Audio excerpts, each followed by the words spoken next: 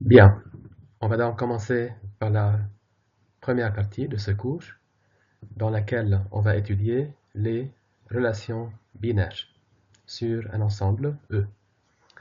On va commencer par la définition suivante, soit E et F des ensembles, une relation de E dans F est par définition toute partie de E croix F. Alors je vous rappelle, E croix F, c'est le produit cartésien de E par F. Il est formé de tous les couples XY, tels que X appartient à E et Y appartient à F.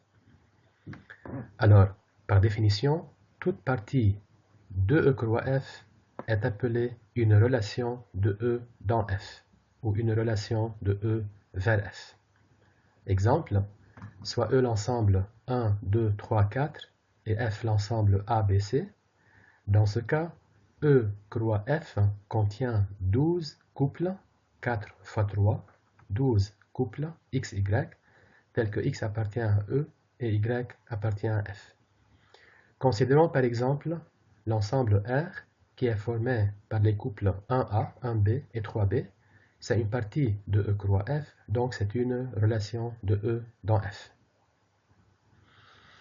Alors, lorsque le couple XY appartient à R, on va écrire que X RY et on va dire que X est en relation avec Y. Et si XY n'appartient pas à R, donc si XY est un élément de E croix F, mais qui n'appartient pas à R, on va dire que X n'est pas en relation avec Y et on va écrire comme ceci. Donc, dans ce chapitre, on va étudier les relations binaires. Alors, qu'est-ce que c'est une relation binaire sur un ensemble E? C'est tout simplement une relation de E vers E. Une relation de E vers E. Donc, dans le cas particulier où E est égal à F, on parle d'une relation binaire. Alors, par définition, soit E un ensemble, une relation binaire sur E, c'est par définition toute partie de E croix E. Autrement dit, c'est toute relation de E vers E. Exemple, soit l'ensemble E égale 1, 2, 3, et considérons l'ensemble R qui est formé par les couples 1, 1, 1, 2, 1, 3, 2, 2 et 3, 3. Ça, c'est une relation binaire sur l'ensemble E. On voit bien que 1 est en relation avec 2, tandis que 2 n'est pas en relation avec 3, parce que le couple 2-3 n'appartient pas à R.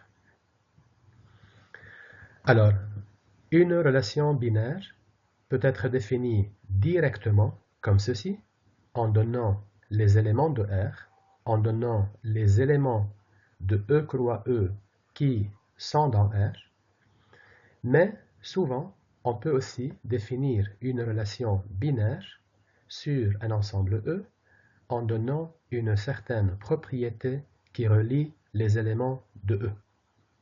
Donc, regardez comment je vais définir la même relation précédente avec une propriété, soit E, l'ensemble 1, 2, 3, le même ensemble, et soit R, la relation binaire définie sur l'ensemble E comme ceci. Quel que soit xy appartenant à E, x RY, si et seulement si x divise y. Donc, cette propriété, elle va relier certains éléments de E.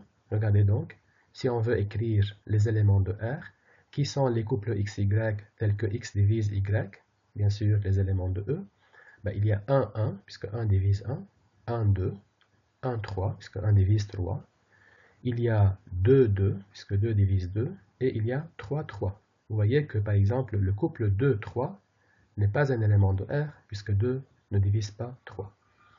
Donc, la relation R peut être définie directement en donnant ces éléments, ou elle peut être aussi définie à l'aide d'une propriété qui relie certains éléments de E.